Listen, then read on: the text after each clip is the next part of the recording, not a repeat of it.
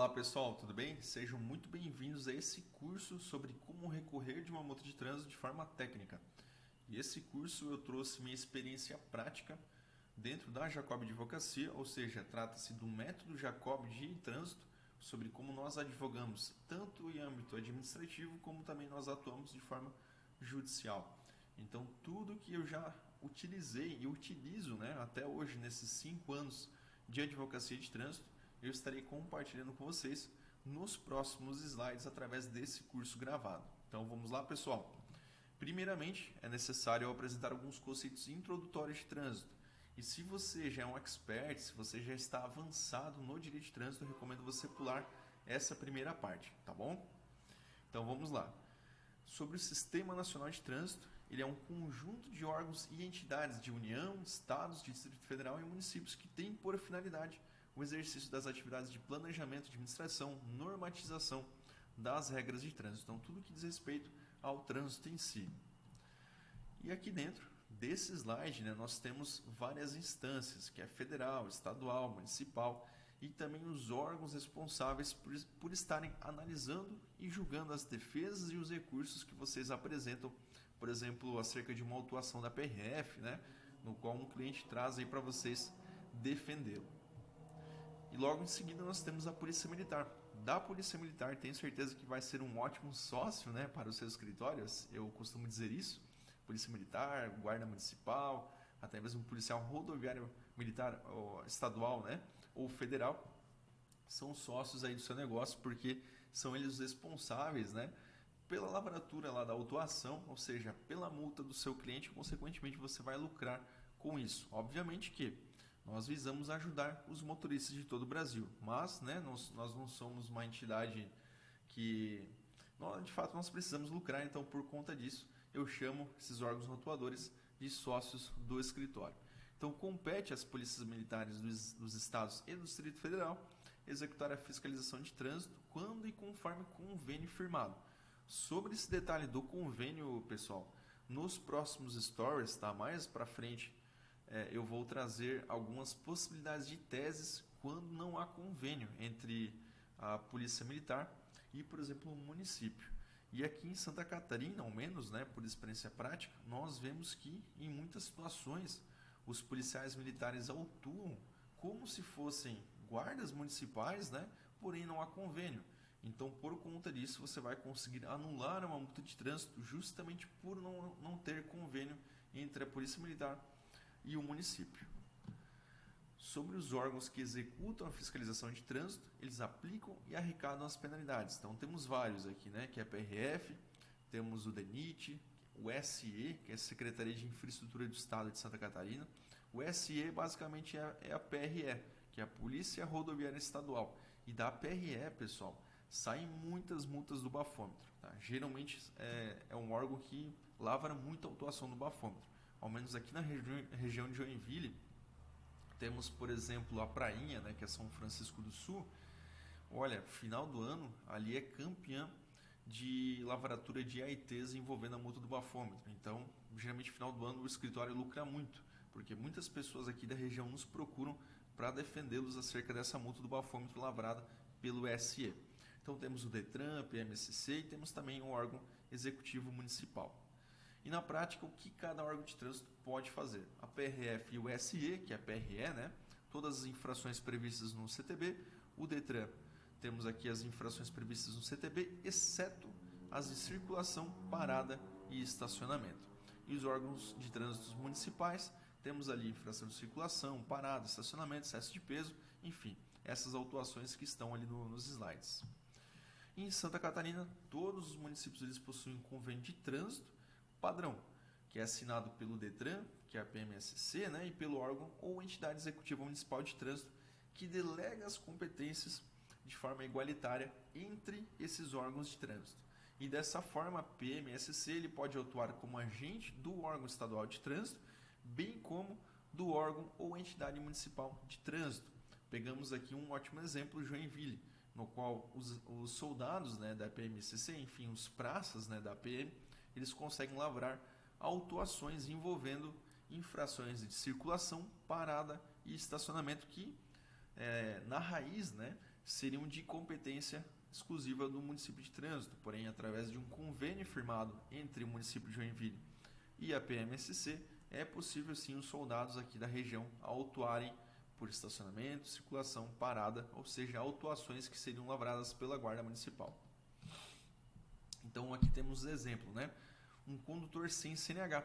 Então o PM ele vai agir como agente do Detran e vai poder autuar por essa infração. Por outro lado, temos uma autuação condutor com veículo pela contramão de direção em via de sentido duplo. O PM ele vai agir como agente do município. Então, o convênio ele permite que os agentes autuem dessa maneira, no qual eles conseguem justamente delegar, né, a forma de autuar. Então, o PMSC ele pode agir como um agente, um guarda municipal de trânsito, por exemplo, se houver um convênio firmado entre eles. E mais para frente, pessoal, eu vou mostrar como é que vocês conseguem alegar essa tese. Inclusive, na área bônus, vai ter, né? Eu acredito que já tenha vários modelos de teses. Uma dessas teses, modelos, é sobre a ausência de convênio. E até mesmo nos slides daqui para frente eu vou mostrar como é que vocês conseguem solicitar essas informações ao órgão de trânsito responsável pela autuação, as informações se há ou não convênio firmado entre os órgãos estaduais e municipais, por exemplo. Então vamos lá, o convênio ele distribui as competências de forma única. Então, entre os agentes de trânsito, guardas municipais, também atuam de forma originária como agentes de órgão ou entidade executiva de trânsito municipal, mas também como agentes do Detran, por força justamente do convênio. Dessa forma, a Polícia Militar ele pode atuar como agente estadual, né, ou municipal, conforme a competência da infração. E das infrações, pessoal, como eu mencionei anteriormente, aqui nós temos vários conceitos introdutórios à legislação de trânsito. Então, temos várias autuações ao longo do Código de Trânsito Brasileiro, né, do artigo 61 até o 255. Então, realmente são muitas infrações. Eu recomendo que você, assim que finalizar o curso, né, leia o Código de Trânsito Brasileiro, que lá vai ter muita informação útil, até mesmo para você auxiliar nos atendimentos presenciais e online perante os seus clientes aí que venham contar com o seu serviço. Já que o curso aqui ele foi gravado, né, justamente com o intuito de você vender o seu serviço de trânsito. Então, o que realmente a gente faz na prática é o que a gente está compartilhando aqui com vocês. É só o que é necessário você saber, tá bom? Então, vamos lá. Como as infrações de trânsito estão previstas no CTB? Temos aqui a tipificação, classificação, penalidade a ser aplicada, multa e suspensão do direito de dirigir. E o proprietário, as infrações serão autuadas a ele, né, conforme referentes à prévia regularização e preenchimento das formalidades e condições exigidas para o trânsito do veículo, ou seja, as autuações que são referentes ao veículo em si, a sua regularização. Já o condutor, a forma que ele conduz aquele veículo. E temos aqui um resumo dos verbos, né, que geralmente acompanham as autuações relacionadas ao condutor, que são os verbos dirigir, conduzir, estacionar, parar, transitar. Temos penalidades do CTB, que vão desde advertência por escrito, multa, suspensão da CNH, cassação da CNH ou da permissão do direito de dirigir, que é a conhecida CNH provisória, né, bem como o curso obrigatório de reciclagem. Sobre o curso obrigatório de reciclagem, tem muitos condutores, né, penalizados que eles desconhecem que há essa necessidade, há essa obrigatoriedade em eles procurarem uma autoescola ou até mesmo um curso EAD, né, e concluir esse curso de reciclagem. Eles só imaginam que basta pagar a multa, cumprir o prazo da suspensão que eles estarão livres, mas não é assim que funciona na prática. Então você, como vendedor de um serviço da área jurídica de trânsito, você pode manter essa pessoa informada e às vezes essa informação a mais que você fornece a esse motorista, né, que está prestes a ter essa CNH suspensa, pode ser uma informação que pese na balança ali da consciência dele para ele vir lhe contratar. Aqui temos exemplos de infrações que geram suspensão da CNH, como não usar capacete, excesso de... ou quando ultrapassa o limite de pontos possíveis numa habilitação, quando executa uma manobra perigosa ou quando dirige sob a influência de álcool. Sob esse artigo, né, da influência de álcool, que é 165, 65A, nos próximos slides eu vou apresentar um aulão para vocês sobre a multa do bafômetro. tudo o que você precisa saber para defender um cliente seu na prática. Sobre a suspensão da CNH, ela ocorre justamente quando um motorista ele conduz um veículo e venha a infringir uma regra que está no CTB e que esteja prevista essa penalidade. Por exemplo, uma infração específica ou quando ele atinge o excesso de pontos, 20, 30 ou 40 pontos, conforme a situação. Temos a cassação da CNH, que ocorrerá quando suspenso o direito a dirigir, o infrator ele venha conduzir qualquer veículo, ele seja pego, em flagrância por parte do agente de trânsito que ele estava conduzindo o veículo. Ou até mesmo no caso de reincidência, naqueles artigos mencionados nos slides, ou até mesmo envolvendo uma situação de condenação judicial. Temos o curso de reciclagem, no qual eu já informei a vocês, que o infrator ele será submetido ao curso de reciclagem quando suspenso o direito de dirigir, quando ele vem envolver em acidente grave, ou até mesmo quando condenado judicialmente ou a qualquer tempo, se for constatado que o condutor está precisando fazer o curso de reciclagem. Sobre essa situação aqui, que a qualquer tempo o motorista ele pode vir a fazer um curso de reciclagem, eu nunca vi isso acontecer na prática. E se você que está assistindo esse curso tenha presenciado alguém que foi obrigado a fazer um curso de reciclagem, me avise, porque eu nunca vi esse inciso 5º ali na prática, tá? Que a qualquer tempo, se for constatado que o condutor não é um ótimo condutor, ele será submetido obrigatoriamente ao curso de reciclagem. Eu nunca vi isso. Então temos também as medidas administrativas, no qual a autoridade de trânsito ou seus agentes, ele pode reter o veículo, recolher uma CNH ou até mesmo um documento do veículo. E aqui nós temos os crimes de trânsito, que são sanções penais previstas, que são desde privativa de liberdade, como também um SDD, que é justamente a suspensão da CNH de um motorista. E o agente de trânsito é aquela pessoa responsável pela fiscalização de trânsito, que quando constatado por parte de um condutor que aquele motorista está infringindo uma regra de trânsito, então o agente da autoridade de trânsito vai lavrar um AIT. O AIT é um auto de infração de trânsito, que é um documento principal, é o documento que você precisa saber, Você precisa ler as informações que estão no AIT, para aí sim você conseguir elaborar uma defesa administrativa ou uma petição judicial acerca daquele cliente que buscou o seu auxílio. Então, aqui temos vários conceitos sobre agente de trânsito, que ele constatará a autuação e vai lavrar o auto de infração. E aqui temos uma informação muito válida, que é vedada a lavratura do AIT por solicitação de terceiros. O agente de trânsito ele somente poderá lavrar um auto de infração quando ele visualiza aquela infração sendo cometida. Não pode, por exemplo, um terceiro, vamos supor que eu estou andando na rua, eu visualizo o motoqueiro empinando a moto, eu vou até o batalhão da Polícia Militar e informo que a placa tal, estava sendo utilizada como manobra perigosa. Isso não pode acontecer, o policial não pode lavrar uma multa pelo simples fato de ter levado essa informação até um agente de trânsito.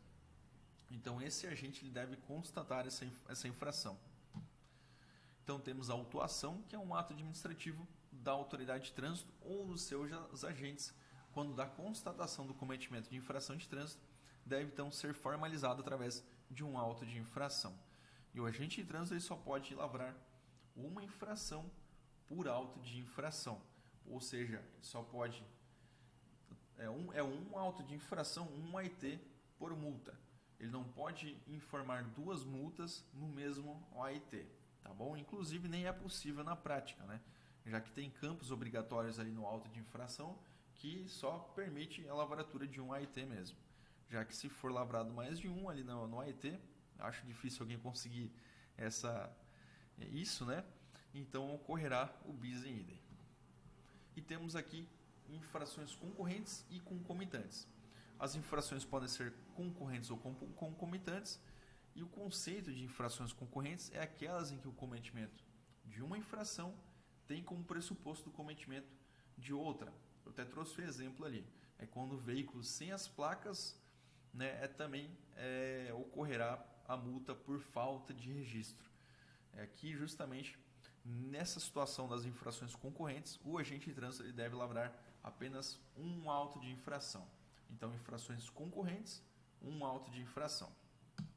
Temos as infrações concomitantes, aquelas em que o cometimento de uma infração de trânsito ela não elimina ela não elimina o cometimento de outra infração de trânsito.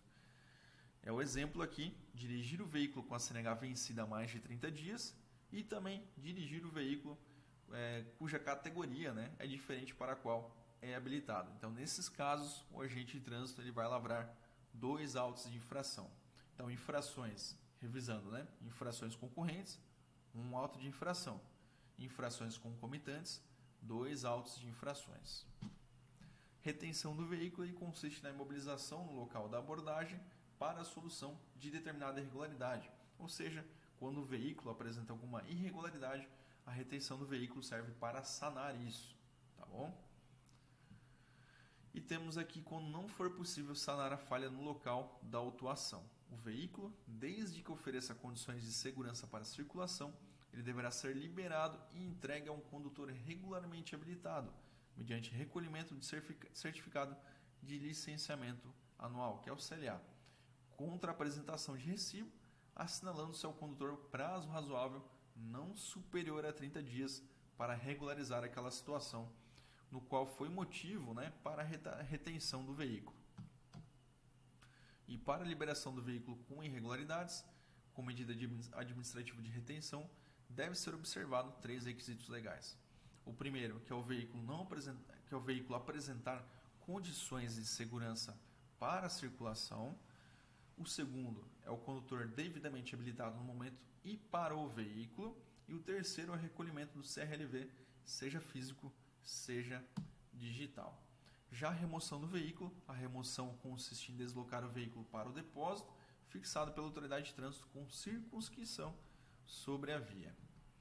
E a remoção do veículo não será aplicada se o condutor regularmente habilitado sanar a irregularidade no local, desde que isso ocorra antes que a operação de remoção tenha sido iniciada. Isso aqui é uma dúvida de muitas pessoas. Até vemos em alguns vídeos, né, das pessoas desesperadas pedindo lá para o agente da autoridade de trânsito retirar o veículo de cima do guincho, né, quando ocorre justamente a operação de remoção. Então, nessa situação, pode sim o agente de trânsito dar continuidade na remoção do veículo. E esse procedimento somente se aplica para o veículo devidamente licenciado e que esteja em condições de segurança para a circulação da via. Custos da remoção, então tem os custos lá da empresa privada que vai prestar esse serviço, bem como o Estado, né? Ele pode instituir uma taxa. Temos também a possibilidade de recolhimento de habilitação, conforme a autuação prevista, né? Assim definir. Então, pessoal, esses foram alguns conceitos introdutórios, né, e necessários para darmos continuidade nas próximas aulas desse curso gravado e também para você conseguir responder algumas dúvidas, né, que os seus clientes irão trazer para vocês ao longo de um atendimento, seja ele presencial, seja ele digital. Pessoal, desde logo peço que vocês tirem um print ou uma foto, né, daqui de algum slide do curso e vocês me marquem lá nos stories, porque assim vocês vão estar ajudando, né, todo o meu conhecimento que eu estou compartilhando aqui para vocês já ajudam na propagação desse conhecimento. Tá legal, pessoal? Até a próxima aula, então.